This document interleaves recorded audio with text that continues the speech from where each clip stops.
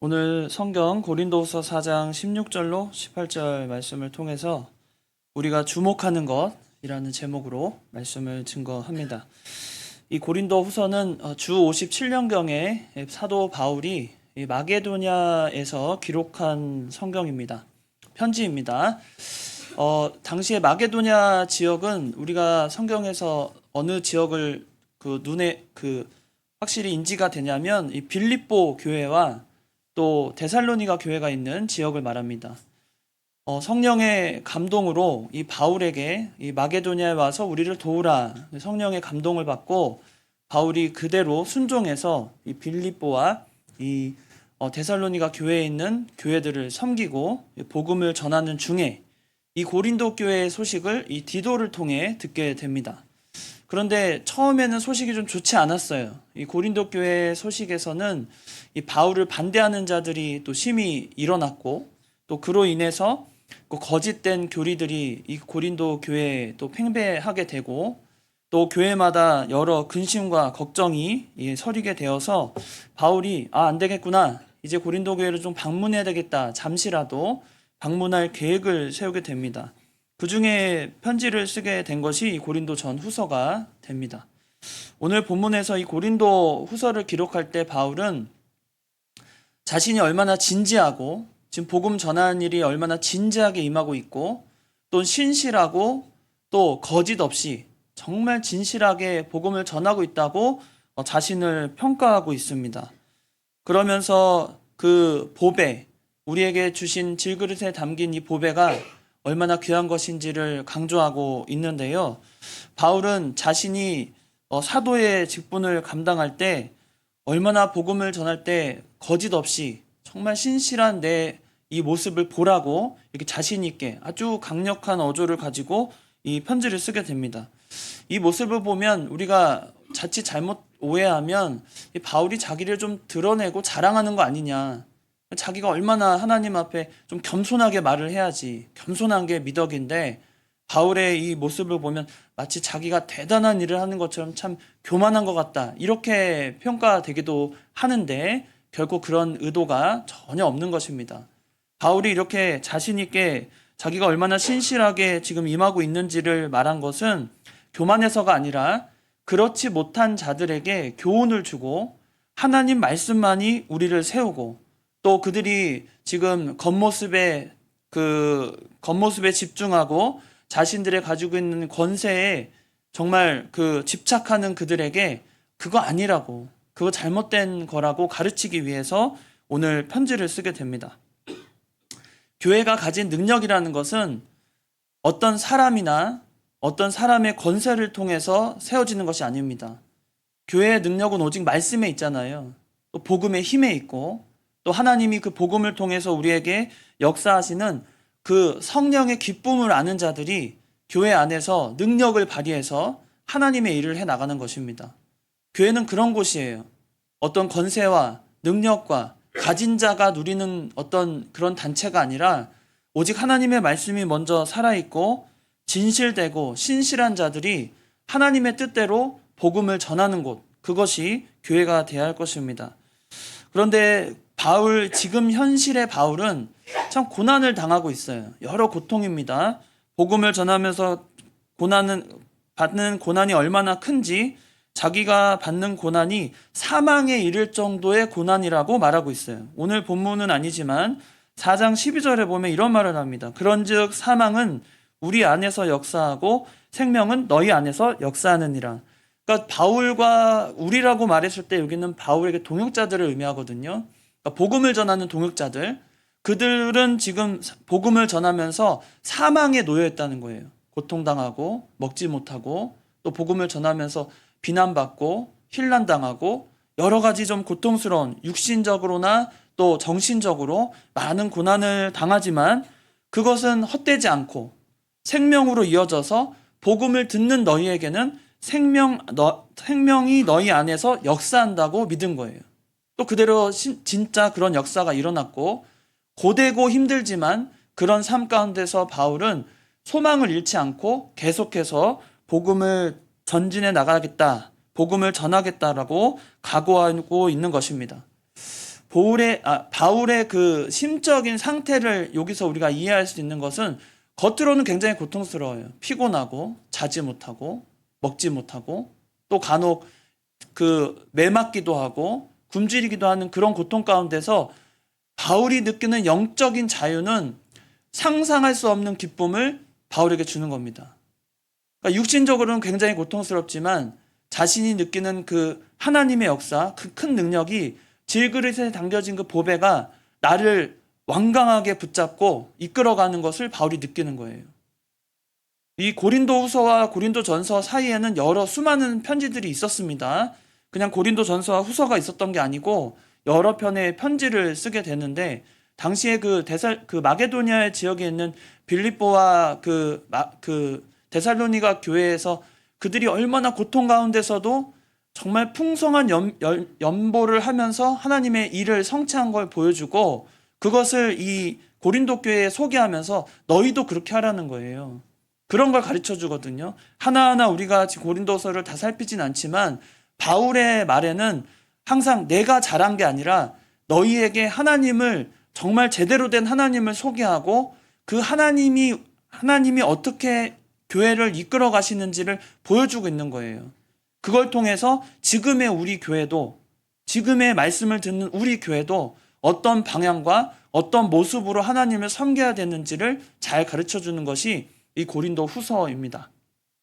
오늘 본문에서는 그 성도가 반전의 삶을 살아낸다는 것을 첫 번째 보여주고 우리가 어떻게 그런 반전의 삶을 살 수 있는지 이유를 이렇게 두 가지를 보려고 합니다. 먼저 성도는 반전의 삶을 살아가는 자들입니다.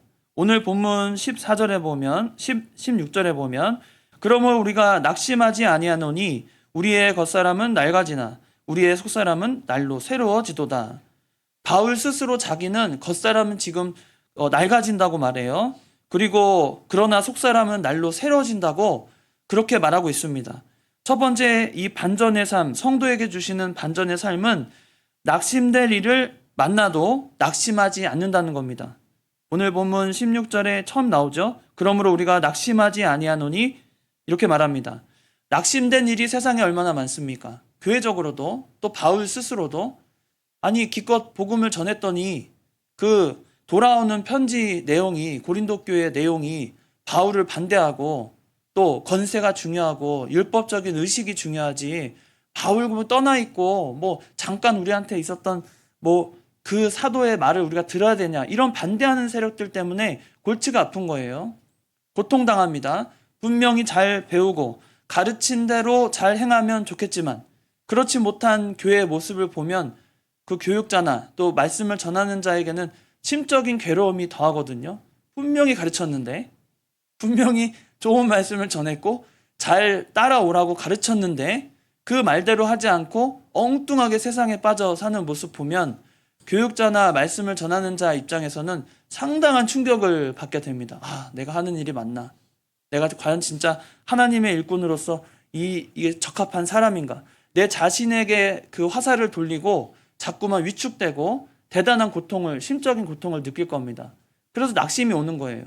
복음을 전했는데 결과가 없으면 낙심이 되지 않겠습니까? 우리가 세상 살면서 그럴 때가 많습니다. 교회는 복음을 전하는 곳인데 복음을 신나게 정말 뜨거운 마음으로 복음을 전했는데 반응이 너무 뜨뜻미지근한 거예요.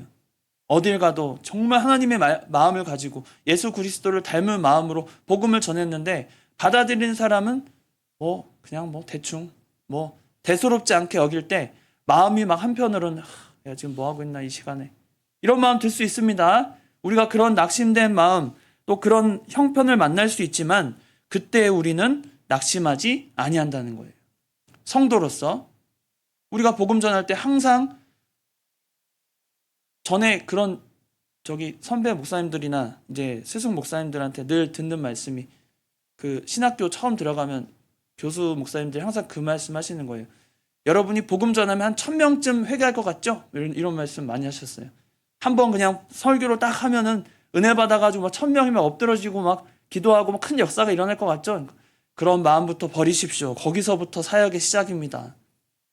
우리가 복음을 전하면 큰 역사가 아주 효과적으로 복음이 일어나고 복음의 역사가 일어나고 많은 사람들이 막 수두룩하게 들어오고 또 막 뭐 개척을 하면은 한 1년 만에 막 한 1,000명, 막 10,000명 막 될 것 같고 막 열정이 막 있을 땐 그런 마음이 있거든요.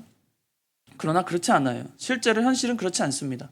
냉대하고 아주 혼란을 당할 때 많고 비난받고 오해받을 때 많고 복음을 전한 것뿐인데 그러나 그때의 성도는 낙심하지 않습니다. 왜냐하면 그런 마음을 우리에게 주시는 거예요. 낙심하지 않는 마음. 복음에는 항상 힘이 있고 그 능력이 있어서 우리 안에 우리는 지금 사망과 같은 바울이 당하는 사망과 같은 고통 가운데 있지만 그 복음에는 늘 능력이 있어서 우리가 전하는 복음이 헛되지 않음을 믿을 때 우리에게는 낙심된 마음이 다시 변화되고 그 마음 가운데서 우리가 쓰러지지 않습니다. 우리는 십자가의 무게를 지니고 사는 자들입니다. 십자가의 무게가 굉장히 무거워요, 여러분. 우리가 흔히 보는 그냥 액세서리 십자가 뭐 가끔 하는 분도 계시고 뭐 그걸 이렇게 뭐 상징적으로 예뻐 보이려고 십자가 하지만 우리가 지니는 예수 그리스도의 십자가의 무게는 인생 가운데서 굉장한 무게를 지니고 있습니다. 우리가 어떤 일을 해 나갈 때 믿는 성도이기 때문에 참아야 되는 일이 많고 믿는 성도이기 때문에 나도 욕심 부리고 싶지만 욕심을 내려놔야 할 때가 또 절제해야 될 때가 또 그냥 포기해야 될 때가 얼마나 많은지 몰라요. 여러분이 생각하는데 그러지 않습니까? 믿음 때문에 그 믿음 하나 지키겠다고 세상 가운데서 내가 포기하고 내려놓은 일들이 상당히 많은 거예요. 그러나 그것으로 인해서 우리가 낙심하지 않습니다. 왜냐하면 두 번째 낙심하지 않는 그 반전의 삶을 사는 성도의 모습이 있는데 그것은 겉사람이 낡아지나 속사람이 새로워지기 때문이에요. 우리는 속사람으로 사는 자들입니다. 여기서 겉사람은 옛사람을 말하지 않습니다. 절대 아니에요. 옛사람은 십자가에 못 박혔으므로 완전히 우리와 분리되어서 더 이상은 여러분은 옛사람으로 사는 것이 아닙니다. 우리는 새사람으로 사는데 이 새 사람이 겉사람과 속사람으로 분리돼요. 이 겉사람은 어떤 자들이냐면 현실을 살아갈 때 필요한 요소에 맞춰서 그 요소를 의지하고 사는 우리의 모습을 말합니다. 우리가 현실을 살아낼 때, 여러분이 살아갈 때 필요한 요소가 얼마나 많습니까? 건강도 필요하고, 물질도 필요하고, 명예도 필요하고, 내가 가진 게 좀 있어야 돼요. 세상 살아갈 때. 그걸 좀 소비하면서 겨우겨우 버텨내고 이겨내는 거잖아요. 세상 살아갈 때 얼마나 필요한 게 많습니까? 정말 많죠. 제도에 맞춰서 살아야 되고 또 신경 써야 될 일이 얼마나 많습니까? 그러나 그것은 겉사람이라는 거예요. 사람으로서, 육체를 가진 사람으로서 살아가는 것이 겉사람. 그러나 우리는 이 겉사람을 벗어나서 속사람으로 새로워지고 있는 것입니다. 이 속사람은 어떤 사람입니까? 속사람은 그 십자가의 무게를 이겨내고 또 하나님이 주시는 영적인 기쁨과 또 세상에서 느끼지 못하는 만족을 이 속사람을 통해서 우리가 느끼고 또 자유함을 느끼고 사는 거예요. 그게 우리가 말하는 속사람입니다. 우리가 겉사람으로 살다 보면 완전히 만족하고 살 수 없습니다. 우리의 겉사람은 계속해서 요구해요. 아무리 물질이 많고 아무리 건강해도 우리는 끊임없이 물질을 추구하고 끊임없이 건강을 추구합니다. 어제 건강했다고 오늘 건강을 추구 안 합니까?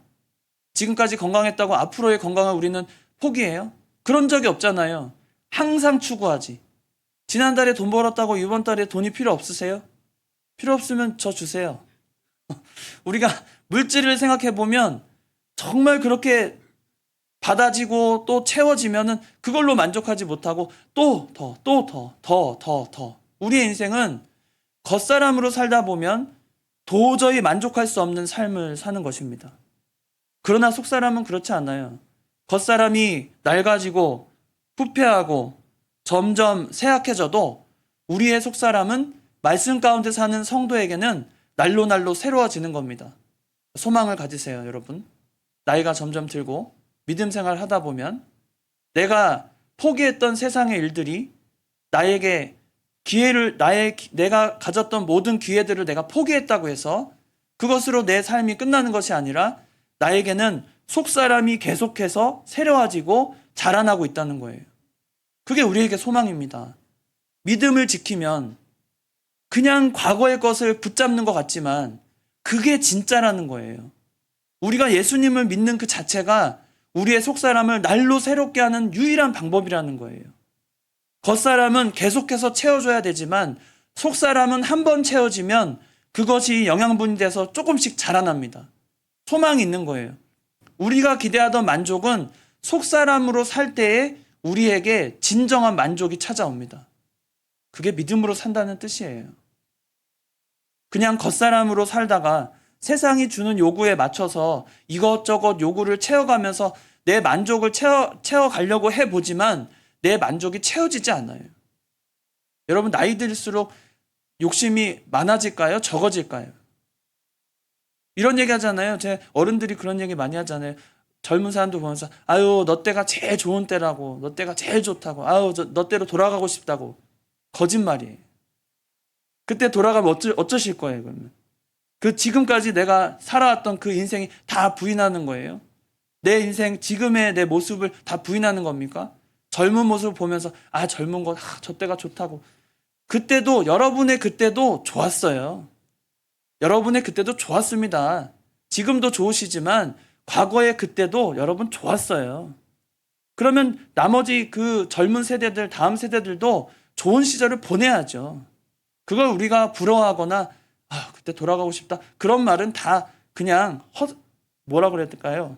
하여튼 옳지 않아요. 좋은 거 아니에요. 우리가 바라봐야 될 것은 우리의 겉모습이 아니라 우리가 지금까지 하나님 말씀을 믿으며 지켜왔던 그 모든 것이 정말 내 속사람을 새롭게 하고 자라나게 했는지를 살펴야 된다는 겁니다. 그게 바울이 기대하는 믿음의 성장이에요. 이 고린도 교회가 그걸 못하는 거예요. 침체되어 있고 자신들이 가지고 있던 과거에 얽매여져 있고 그리고 지니고 있던 자기가 누리고 있던 권세에 집착해서 제대로 된 진리를 전파하지 못하고 스스로 만족하면서 사는 것. 그리고 자기가 누리는 권세 얼마나 좋아요. 가만히 있으면 다 우러러보고 명예의 영광이 있고 그런 모습에 집착하는 그들에게 바울이 말하고 있는 겁니다. 그건 그냥 겉모습에 불과하다는 거예요. 우리가 진짜 주목해야 될 것은 우리 속에 있는 속사람이 얼마나 하나님 앞에 자라나고 얼마나 성장하고 그 안에서 우리가 영적인 만족을 누리면서 사냐는 거예요. 세상에 만족은 없다니까요. 없습니다. 우리가 어제 그렇게 맛있는 식사를 하고도 오늘 또 점심 먹을 생각을 해야 돼요. 얼마나 만족을 못하면 만족 못합니다. 우리 인생이 그래요. 우리가 만족하고 찾아야 할 것, 겉사람이 아니라 낡아질 겉사람이 아니라 속사람으로 새로워지라는 겁니다. 그리고 세 번째는 성도가 반전의 삶을 살아가는 자들인데 세 번째는 환난은 가볍고 영광은 무겁다는 사실을 아는 거예요. 오늘 본문 17절입니다. 우리가 잠시 받는 환난에 경한 것이 지극히 크고 영원한 영광에 중한 것을 우리에게 이루게 함이니. 우리가 받는 잠시의 환난이 있습니다. 잠시라고 하니까 정말 잠깐인 줄 아는 거예요. 근데 바울이 말하는 이 잠시의 고난은 언제입니까? 우리의 육신이 끝나기 직전까지, 우리 인생이 시작되고 또 하나님이 부르시는 그날까지 겪는 인생의 고난, 그것이 잠깐이라는 거예요. 우리에게는 잠깐의 고난이 계속 있습니다. 환난도 있습니다. 그러나 그 환난은 가벼워요. 왜 가볍냐면 그 환난은 사라집니다. 우리의 인생이 짧기 때문에 그 짧은 인생을 살아내는 동안 환난이 분명히 있지만 그 환난은 끝이 있는 거예요. 끝이 있는 환난입니다. 끝이 보이는 거예요. 조금 노력하고 힘쓰고 애쓰고 공부하고 고통당하고 힘든 면이 있지만 그것은 끝이 있는 겁니다. 반드시 끝이 옵니다. 그러나 우리에게 있는 영광은 계속해서 채워지고 쌓아지고 최종적인 그 모습이 영원하기 때문에 그 영광의 무게는 더 무거워지는 거죠. 우리는 무거운 걸 지는 자들이에요. 십자가의 고난은 이 세상 살면서 잠깐이지만 우리에게 주시는 영광은 그와 비교할 수 없는 무거운 영광, 아주 귀중하고 누구도 옮겨질 수 없는 내가 가진 거대하고 가치 있는 그 영광이 우리에게 있다는 겁니다. 그것을 아는 것이 성도가 반전의 삶을 살아내는 거예요. 세 가지입니다. 성도가 살아가는 반전의 삶. 첫 번째는요, 낙심되는 일이 있어도 낙심하지 않고. 두 번째, 겉사람이 아니라, 낡아지는 겉사람이 아니라 새로워지는 새 사람으로 사는 것이고, 세 번째, 환난은 가볍고 우리에게 주신 영광이 무겁고 귀중하다는 것을 아는 것. 이것이 성도가 가진 반전의 삶이라는 거예요. 성도가 재밌어요. 세상에서 생각해 보세요. 성도만큼 재밌는 사람이 어디 있습니까? 세상에서는 성도가 겪는 그 일들이나 모든 것 있어서 조금 힘들고 그러면 사람들은 아유 때려치고 뭐하고 그냥 자기 멋대로 살아도 돼요. 그게 자기들 뜻대로 뭔가 되는 줄 알거든요. 그러나 성도는 그렇지가 못해요. 공부하고 힘든 일이 있으면 그걸 그렇게 참 미련할 정도로 그냥 아유 이겨내야지 하고 다 버팁니다. 그럼 세상 사람들은 우리를 비웃어요. 야 이럴 때 좀 벗어나라. 너 지금 뭐 하고 있냐? 교회가 그렇게 뭐가 중요하냐? 너 젊을 때 놀 때 언제 놀아요? 젊을 때 놀아야지. 가진 거 있을 때 좀 누려야지. 너 뭐가 그렇게 시간에 얽매이고 늘 교회에 얽매이고 경건 생활에 얽매여 있냐? 좀 세상을 즐길 줄도 모르고 술 마실 줄도 모르고 담배 필 줄도 모르고 넌 도대체 무슨 즐거움으로 사느냐? 세상 사람들은 우리를 그렇게 볼 수 있습니다. 그러나 우리는 세상이 주는 즐거움으로는 만족이 안 돼요. 그것은 우리에게 만족을 줄 수 없습니다. 우리에게 주시는 만족은 오직 영적인 만족이고 그 만족이야말로 소망이 있다는 걸 알기 때문에 버릴 수 없는 거예요. 진짜 믿음을 가진 자들은 그 가치 때문에, 믿음의 가치 때문에 절대 떠날 수가 없는 겁니다. 버릴 수가 없는 거예요. 단순히 그냥 내 선택에 의해서 인생이 결정되는 게 아니라 주권적인 하나님께서 나를 붙드시고 사시기 때문에 그게 얼마나 귀한 건지 알면 떠날 수가 없는 거예요. 우리가 믿음 지킬 때도 마찬가지입니다. 우리에게 있는 이 참된 하나님의 가치 있는 믿음을 지켜나가는 것, 속사람으로 사는 것, 낙심하지 않는 것, 또 영광에 중한 것을 아는 것, 그것이 반전의 삶을 사는 성도의 모습입니다. 그렇다면 우린 왜 이렇게 반전의 삶을 살아갈 수가 있을까요? 바울과 같이 그 어려움 가운데서도 뭐 떠나왔는데 고린도 교회 떠나왔고 나를 반대하는 자들이 있다고 소식 들으면 속상하긴 하지만 모르겠다. 더 이상 신경 안 써야지. 그럴 법도 하거든요. 바울 입장에서. 다른 지역들도 가면 되고 환영하는 곳도 많고 그런데 떠나오면은 이상하게 에베소 교회도 그렇고 고린도 교회도 그렇고 바울을 반대하는 사람들이 일어나서 거짓된 진리를 전하는 거예요. 그때 속상하죠. 그러면 또 아닌가 보다 하고 또 떠나고 그냥 나는 할 일 다 했다 해도 될 법하지만 바울은 그때 더 기쁨을 가지고 더 단호한 그 결의를 가지고 이렇게 믿음을 지켜나가는 걸 볼 수 있습니다. 18절에 왜 이렇게 성도들이 이 반전의 삶을 살아갈 수 있는지 무엇을 보고 있는 것인지 오늘 본문 18절에 말하고 있습니다. 18절을 같이 보시면요. 본문 18절입니다. 같이 읽겠습니다. 18절 시작. 우리가 잠시 주목하는 것은 보이는 것이 아니요 보이지 않는 것이니 보이는 것은 잠깐이요 보이지 않는 것은 영원하기 때문입니다. 우리가 세상에서 애쓰고 여러분 얼마나 치열하게 사십니까? 이 한 주간 얼마나 치열하게 사셨죠? 정말 지나도록 충성을 다하고 시간 애쓰며 살아내려고 얼마나 치열하게 사셨어요. 여러 분야에서. 그걸 제가 모르는 바가 아닙니다. 또 저만 모르겠어요? 저만 알겠어요? 하나님은 여러분의 세밀한 모습 하나하나까지 다 살펴보시는데 우리가 얼마나 치열한 삶을 살아내는지 아십니다. 그런 중에서 하나님이 우리에게 정하신 날, 정하신 시간, 주님 앞에 나오게 하시고 말씀을 듣게 하시는 것은 그 말씀이 치열한 삶 가운데서 여러분을 붙잡고 여러분을 단단하게 이어줄 수 있는 하나님의 놀라운 은혜가 이 자리에 있기 때문이에요. 여러분의 삶이 얼마나 치열한지 저는 누구보다도 잘 압니다. 누구보다도 잘 알아요. 매 순간에 맞이하는 고통과 또 정신적인 스트레스 얼마나 많은지 저는 압니다. 저도 겪어봤고 저도 그런 일 통해서 어떠한 고난, 세상의 일이 얼마나 우리에게 억압과 또 압박과 그런 참 근심을 주는지 알아요. 근데 하나님은 더 잘하십니다. 하나님은 완벽하게 여러분을 이해하고 계시고 여러분의 생각과 주장과 마음속에 있는 그 깊은 고민까지도 오직 유일하게 아시고 분명하게 판단하실 수 있는 분이 오직 하나님이시라는 거예요. 그 하나님께서 우리에게 주시는 믿음이라는 것은 어떤 것이냐면 바울이 고백하듯이 보이지 않는 영원함입니다. 보이지 않는 영원함. 보이는 것은 잠깐이에요. 우리가 치열하게 살아갈 때 그 믿음을 지켜나가는 일이 보이지 않는 영원한 일임을 알고 그것을 마땅히 주목해서 살아가라는 겁니다. 우리가 바라볼 것은 영원한 데 있어요. 인생의 모든 그런 비극을 쉽게 견딜 수 있는, 세상에 얼마나 비극이 많습니까? 갑작스러운 비극. 우리에게 일어나지 않을 법도 없습니다.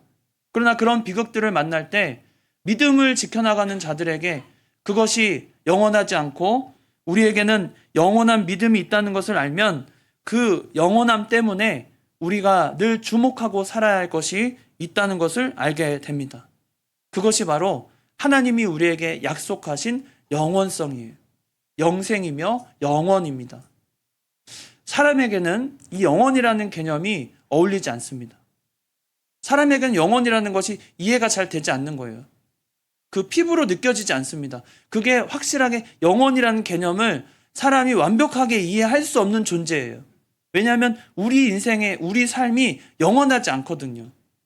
여러분이 영원한 게 있었습니까? 지금까지? 그럼 이렇게 대답할 거예요. 그러면 요즘에 만약에 젊은 사람들 같은 경우에는 썸을 탄다거나 뭐 사랑에 빠져 있는 연인이라면 사랑이 영원하죠. 사랑 얼마나 영원합니까? 네? 제가 뭐라 그래도 사랑을 지키려고 제가 이렇게 태어난 것 같은데 사랑이 영원한 거 아니냐고. 그러나 세월을 지나다 보면 사랑이 영원한 건지 아닌지를 우리가 판단하게 돼요. 인생이 주는 모든 것에는 영원한 게 없습니다. 우리 그거 알잖아요. 본능적으로 아는 거예요. 우리는 영원히 죽음으로 향해 가고 있고 우리 인생 가운데 영원한 것이 없는 것을 분명히 압니다. 그래서 영원이라는 개념을 사람이 완벽하게 이해할 수 없는 존재예요. 그러나 하나님께서 우리에게 그런 존재인 우리를 불쌍히 여기시고 긍휼히 여기셔서 영원이라는 것이 어떤 건지를 알게 하시고 그것을 소망을 품게 하신 것이 하나님의 이 구속의 역사라는 거예요. 우리는 알 수 없는 그 영혼의 가치를 하나님이 우리에게 알게 하시고 우리는 그것을 붙잡으며 주목하며 살게 됩니다. 우리가 바라봐야 할 것. 오늘 제목이 뭐죠? 우리가 주목하는 것입니다. 우리가 정말로 하나님의 믿음이 있는 자들로 또 그 말씀을 소중하게 여기고 그가 주시는 그 영생을 소유한 자라면 우리가 인생에서 주목해야 될 것은 영원한 것, 보이지 않는 영원한 것을 우리가 주목하고 살아야 마땅합니다. 우리에게 주신 기회가 있을 때 여러분 영원한 것을 사모하고 그 가운데서 기쁨을 얻으시기 바랍니다. 세상이 주는 거 지금은 짜릿하고 굉장히 신선하고 좋잖아요. 저는 좀 못마땅하다기보다는 안타까운 것이 아니 한 가수 정말 같은 시대에 태어나서 어떤 가수는 대단한 인기를 얻어가지고 한 도시의 경제를 막 휘어잡고 이랬다 저랬다 할 정도의 영향력을 미치는데 전 세계에서 가장 유일하시고 영생을 소유하신 예수 그리스도를 전하는 우리가 왜 그들을 주목하고 왜 그들 앞에서 주눅들고 오히려 우리 예수님을 생각할 때 정말 최고의 이 시대가 아니라 역사적으로 최고의 스타 아니십니까? 예수님? 그런 분을 모시는 우리가 주목해야 될 것이 그런 현란한 퍼포먼스를 보여주는 그런 아이돌이 아니라 정말 우리가 사모하고 영원히 소유해도 부족함 없는 그런 예수 그리스도를 바라봐야 마땅하지 않습니까? 우리의 믿음이라는 것이 우리의 시선이 오직 예수님께 우리가 주목하고 그가 보여주신 영생의 세계를 사모하면서 그 길로 걸어가는 저와 여러분이 되시길 바랍니다. 우리의 삶 가운데 우리가 반드시 주목하고 바라봐야 할 것은 보이지 않는 그 영원하신 생명의 근원 되시는 예수 그리스도를 바라보며 사는 저와 여러분 되시기 바랍니다. 다 같이 기도하시겠습니다. 거룩하신 하나님 아버지, 오늘도 주께서 저희의 마음을 움직이시고 주장하셔서 주의 말씀에 선포가 있는 자리로 우리를 인도하심을 감사합니다. 우리가 겉사람으로 사는 것이 아니라 날로 새로워지는 속사람으로 사는 줄 알고 우리가 주목할 것이 보이지 않는 그 영원함임을 알고 이 자리에 나오게 하심을 감사합니다.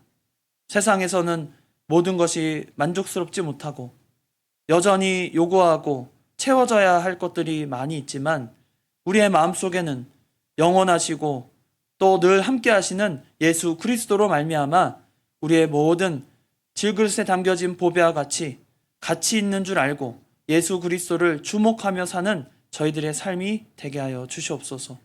아버지께서 허락하신 우리의 믿음이 헛되지 않고 세상에서는 고난당하며 낙심할 법도 하지만 우리는 결코 낙심하지 않고 예수 그리스도를 바라보며 보이지 않는 영원함을 소망하는 저희들의 삶이 되게 하여 주시옵소서. 거룩하신 예수님의 이름으로 기도드리옵나이다. 아멘.